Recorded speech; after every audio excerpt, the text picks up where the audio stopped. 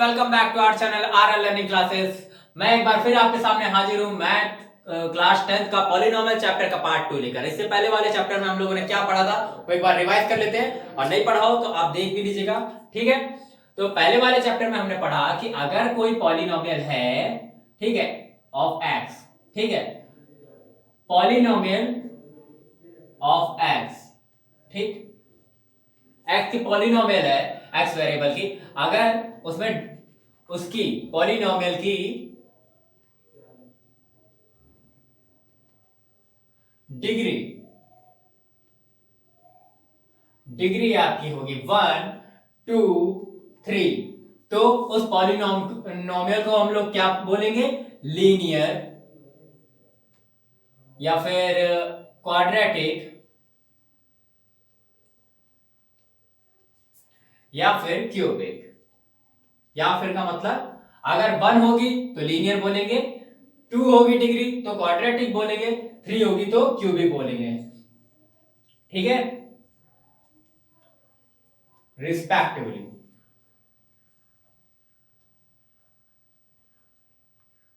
फिर से देख लीजिए कि अगर पॉलिनोमियल की डिग्री 1 है तो क्यूबिक लीनियर पॉलिनोमियल, 2 है तो क्वाड्रेटिक पॉलिनोमियल, और 3 है तो क्यूबिक पॉलिनोमियल बोलेंगे, ठीक है। ये बात हम लोगों को पता है। इसके बाद हमारी जो नेक्स्ट टॉपिक था उसके आगे हम लोगों ने और भी चीजें पढ़ी थी, जैसे कि अगर जो है पॉलिनोमियल का एक क्वाड्रेटिक पॉलिनोमियल के ऊपर जो कि बेस्ड है ये चैप्टर मोस्टली, तो जैसे क्वाड्रेटिक पॉलिनोमियल का हम लोग का स्टैंडर्ड फॉर्म क्या था? ax square plus bx plus c। ये क्वाड्रेटिक पॉलिनोमियल का स्टैंडर्ड फॉर्म था। तो इसमें क्या था कि क्वाड्रेटिक पॉलिनोमियल अगर आपकी है तो a b c real number होंगे और a कभी भी जीरो नहीं होगा, ठीक है। मतलब ये वाला कोफिशिएंट कभी जीरो नहीं होगा, क्योंकि अगर जीरो हो गया तो वो क्वाड्रेटिक पॉलिनोमियल रह नहीं जाएगी, ठीक है। तो क्वाड्रेटिक पॉलिनोमियल के लिए ये कंडीशन है, ठीक है। और दूसरा जो हमने पॉइंट पढ़ा था वो क्या था कि मैक्सिमम से मैक्सिमम कितने इसके हो सकते हैं? जीरोस इसके क्या हो सकते हैं? 2 जीरोस हो सकते हैं, ठीक है। मैक्सिमम जीरोस इसके कितने हो सकते हैं? 2 जीरोस हो सकते हैं, मैक्सिमम से मैक्सिमम। मतलब x की केवल 2 ऐसी वैल्यू होगी जिसपे ये इक्वेशन इक्वल टू 0 हो जाएगी, ठीक है। ये भी हम लोगों ने पढ़ लिया था। अब चलिए और देखते हैं। हम पढ़ रहे थे जीरोस ऑफ एनी पॉलिनोमियल, ठीक है। जैसे कि जीरोस ऑफ ए पॉलिनोमियल जो हमारा चैप्टर है जीरोस के ऊपर, जीरोस ऑफ पॉलिनोमियल, ठीक, हमने पिछले टर्म पे पढ़ा भी था, थोड़ा और जान लेते हैं। अब इसी के बारे में थोड़ा और डिस्कस करेंगे। जीरोस ऑफ ए पॉलिनोमियल क्या होता है? फॉर एग्जांपल अगर आपकी इक्वेशन है पॉलिनोमियल ऑफ एक्स, ठीक, जो कि इक्वल टू है y, ठीक, आपकी इक्वेशन px कुछ भी हो सकती है, px आपकी हो सकती है इक्वल टू 2x प्लस 3, ठीक है। तो मतलब x की वह वैल्यू जिसके लिए y जीरो हो जाए, मतलब अगर x की जगह हम लोग -3 रख दे, -3 नहीं सॉरी, -3/2 रख दे, अगर हम यहां पे -3/2 और यहां पे 2 ही रहेगा, 2 कैंसिल और +3 -3 क्या? 0 हो जाएगा। तो x की वैल्यू क्या? -3/2। -3/2 के लिए y की वैल्यू भी क्या हो जाएगी? 0 हो जाएगी। क्यों? क्योंकि px 0 हो गया, y इक्वल टू है px, ठीक है। अब यहां पे आपको समझ में आ रहा होगा, px आपका ये दिया है, ठीक। ये एक जनरलाइज फॉर्म है किसका? इस क्वाड्रेटिक इक्वेशन का, या फिर मतलब सॉरी इस पॉलिनोमियल का। y इक्वल टू px है अगर आपका स्टैंडर्ड फॉर्म। और अगर px के जीरोस है कुछ, मान लीजिए जैसे इसमें -3/2 है आपका जीरो, तो जो -3/2 जीरोस होगा उसके लिए y की वैल्यू क्या होगी? 0 होगी, ठीक है। मतलब जीरोस क्या होते हैं पॉलिनोमियल के? वह वैल्यू जो जिसपे ये जो आपकी पॉलिनोमियल है वो x एक्सिस को कट करती है, ठीक।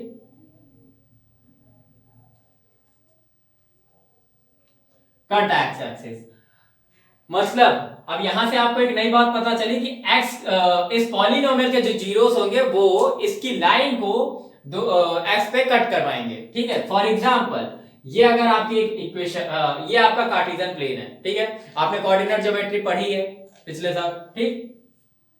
ये आपका कार्टेशियन प्लेन है। अगर आपकी लाइन ये बन रही है, ठीक है, तो पहली चीज ये लाइन क्या होगी, ये लाइन आपकी एक पॉलिनोमियल होगी, ठीक। और ये जो पॉइंट है आपके जीरोस आपकी यहां पे आएंगे, मतलब ये जो दो पॉइंट होंगे यही जीरोस होंगे आपकी। मान लीजिए अगर x की वैल्यू 1 और 2 इन दो पे है, तो ये जो जहां जहां कट करेगी यही आपके दो जगह कट करेगी। अगर आपकी लीनियर पॉलिनोमियल है, सॉरी लीनियर नहीं, अगर आपकी पॉलिनोमियल है मान लीजिए क्वाड्रेटिक, हाँ क्वाड्रेटिक पॉलिनोमियल है अगर आपकी, तो क्या करेगी वो दो जगह पे एक्स एक्सिस को कट करेगी। मतलब एक यहां कट कर सकती है, एक ऐसे कट कर सकती है, दो जगह पे एक्स एक्सिस को कट करेगी, एक्स एक्सिस को कट करेगी, ये याद रखिएगा। मतलब एक्स की वह वैल्यू जिसपे ये कट कर जाए एक्स एक्सिस को, तो वो क्या होंगे, उसके जीरोस होंगे। ठीक है, एग्जांपल के लिए हम लोग एक इक्वेशन लेके देखते हैं।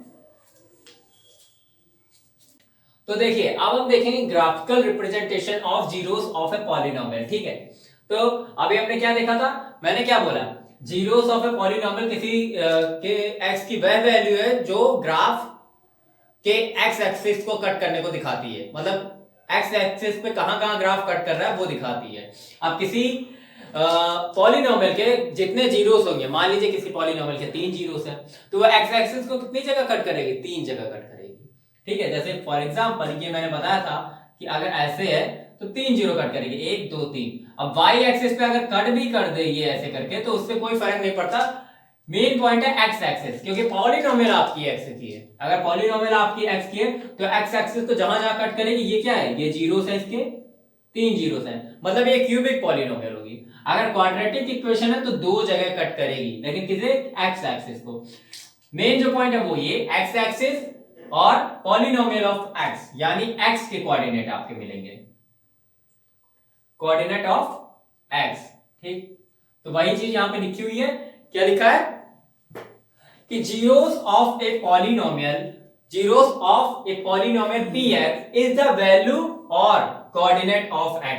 मतलब x के वह कोऑर्डिनेट होंगे, जीरोस क्या होंगे, x के कोऑर्डिनेट्स होंगे, जो कि जब हम इसे ग्राफिकल वे में रिप्रेजेंट करेंगे कोऑर्डिनेट एक्सिस मतलब कार्टेशियन प्लेन पे, तो क्या होगा, y बराबर px, y equal to px, ये जो आपका ग्राफ फॉर्म होगा y इक्वल टू px का, तो वो क्या करेगा, x एक्सिस को कट करेगा, मतलब जितने जीरो उतनी बार कट। एग्जांपल के तौर पे हम एक क्वेश्चन देखते हैं, y equal to 2x plus 3, 2x plus 3, ठीक है, 2x प्लस 3 क्या है आपका, px है, मतलब पॉलिनोमियल ऑफ x, और इधर क्या है, y की वैल्यू, मतलब y की वैल्यू किस पे डिपेंड है, टोटली x पे। अब हमें 2x प्लस 3 के जीरोस निकालने हैं। अगर 2x प्लस 3 के जीरोस निकालने हैं तो क्या आएगा, x इक्वल टू आएगा आपका -3/2। ये क्या होंगे, जीरोस होंगे। पर ग्राफ फॉर्म करने के लिए हमें जीरोस की नीड नहीं होती है, हमें ग्राफ फाइंड करने के लिए हमें दो पॉइंट्स चाहिए होते हैं, y और x के। ठीक है, मतलब जो कोऑर्डिनेट्स होंगे, मैंने पिछले क्लास में बताया था कि लीनियर इक्वेशन के ग्राफ कैसे फाइंड होते हैं, कैसे फॉर्म होते हैं। तो देखिए अगर y equal to 2x plus 3 है, अगर केवल x होता तो आप कैसे ग्राफ फाइंड करते हैं, नहीं फॉर्म कर सकते थे, क्यों, क्योंकि केवल x एक्सिस पे ग्राफ नहीं होता, ग्राफ y और x दोनों से बनता है, इसलिए हम लोगों ने इसे y equal to px form में लिखा है। ठीक, तो देखिए यहां पे हम लोग x की वह वैल्यू निकालेंगे जिसके लिए हमें y की वैल्यू मिल पाए। ठीक, तो एग्जांपल के लिए हम लोग x की वैल्यू पुट करते हैं, क्या, यहां x यहां y। एग्जांपल के लिए हम लोग x की वैल्यू अगर लेते हैं -2, तो यहां क्या आ जाएगा, y की वैल्यू 2 इंटू -2 प्लस 3। x की वैल्यू, रैंडम वैल्यू आप कुछ भी पुट कर सकते हैं, क्योंकि आपको ग्राफ बनाना है, तो सिर्फ आपको दो कोऑर्डिनेट चाहिए एक लाइन बनाने के लिए। ठीक है, तो x इक्वल टू -2 रखा, तो y इक्वल टू क्या हो जाएगा, 2 इंटू -2 प्लस 3, ये -4 प्लस 3 हो जाएगा, तो इसकी वैल्यू क्या आ जाएगी, -1 आएगी, तो यहाँ पे -1 लिख देते हैं। ठीक है, दूसरी वैल्यू के लिए क्या होगा, देखिए हम लोग रखते हैं 2 इंटू 2, मतलब x की वैल्यू हम रखते हैं 2। अगर x की वैल्यू 2 रखते हैं तो y की वैल्यू क्या आती है, 2 इंटू 2 प्लस 3, 2 2 जा 4 प्लस 3 7, y की वैल्यू क्या आ जाएगी, यहाँ से 7 आ जाएगी। x की वैल्यू 2 के लिए y की वैल्यू 7, x की वैल्यू -2 के लिए y की वैल्यू -1। अब इसका ग्राफ बनाते हैं। ग्राफ थोड़ा छोटा होगा क्योंकि जगह कम है, चलिए थोड़ा बढ़ा देते हैं। अच्छा,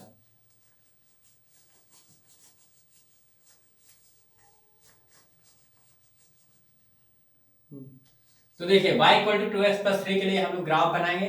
तो सबसे पहले जो हमें नीड है, हमें ये देखना है, हमें -2 और 2 तक जाना है और y एक्सिस पर -1 और 7 का पॉइंट चाहिए। तो हम कैसे बनाएंगे, कुछ इस तरह। ठीक है, ये समझ में आ गया। यहां में मान लेते हैं 1 माइनस का, क्योंकि इस साइड आपको पता है x डैश एक्सिस होती है, इधर x एक्सिस मतलब पॉजिटिव x एक्सिस होती है। ठीक, यहाँ पे पॉजिटिव y एक्सिस होती है और यहाँ पे नेगेटिव y एक्सिस होती है, मतलब y डैश इसको बोल सकते हैं। ये हमारा ओरिजिन है। ठीक है, 0,0। तो कैसे बनेगा, ये -1 -2 -3, 3 पॉइंट हो गए। हमने ले लिया, मैक्सिमम -3 तक जाएगा और x एक्सिस पे दूसरी तरफ 1 2 3, 3 पॉइंट हो गए। अब y एक्सिस पे -1 जा रहा है, तो चलिए 2 पॉइंट बना देते हैं, -1 और -2।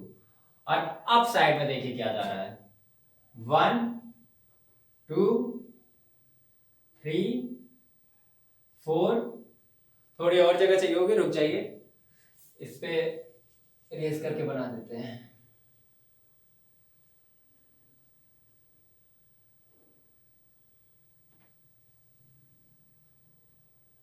फाइव 6 और ये 7, ये 7 होगा। ठीक है, तो ये क्या है, वाई डैश एक्सिस, यहां पे देख लीजिएगा।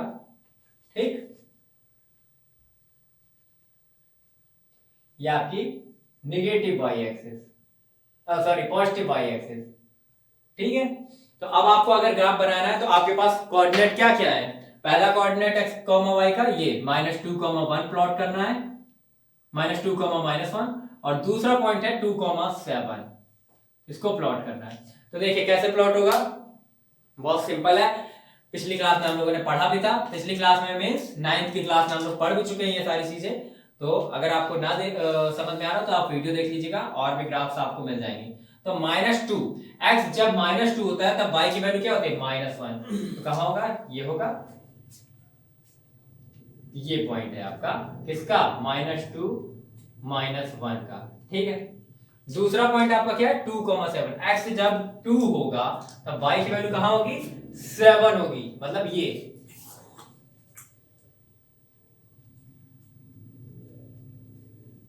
ग्राफ में आपका एग्जैक्ट फिगर बनेगा। ठीक है, ये आपका क्या हो गया, 2, 7 पॉइंट। ठीक है, दूसरा कोऑर्डिनेट मिल गया। अब इन दोनों पॉइंट्स को मिला देंगे सिंपली। ठीक है, ऐसे जो ये जो हमारी लाइन बनी है, ये वाली लाइन हमारी क्या है, 2x + 3, एक minute, y equal to 2x + 3, इसी तरह से रिप्रेजेंट होगी। ठीक है, तो ये हमारी लाइन हो गई। अब इसके जो जीरोस हमने फाइंड किए थे, जीरोस क्या थे इसके, y इक्वल टू 2x + 3 को जब 0 इक्वल टू करेंगे तो 2x + 3 इक्वल टू 0, तो x की वैल्यू क्या आएगी, -3/2।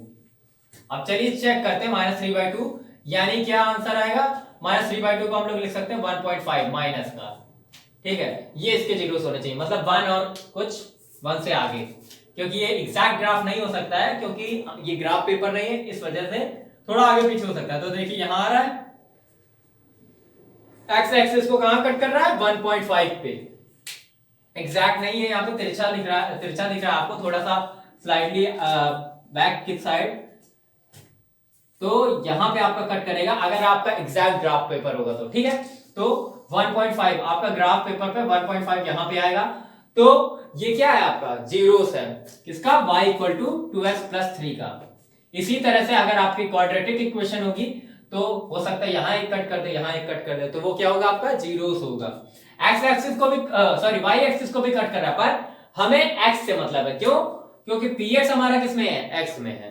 तो x एक्सिस को जहां पे कट कर रहा है हम उसको देखेंगे, ना कि y एक्सिस को कहां कट कर रहा है। तो इसके कोऑर्डिनेट क्या हो जाएंगे, -3/2, 0। ठीक, क्योंकि -3/2 रखने पे y की वैल्यू 0 हो जाती है। ठीक है, तो ये आपको समझ में आ गया होगा। अब नेक्स्ट टाइम पे 2-3 ग्राफ और देख लेंगे और उसके आगे टॉपिक कवर करेंगे। आई होप कि आपको ये ग्राफिकल रिप्रेजेंटेशन समझ में आया होगा।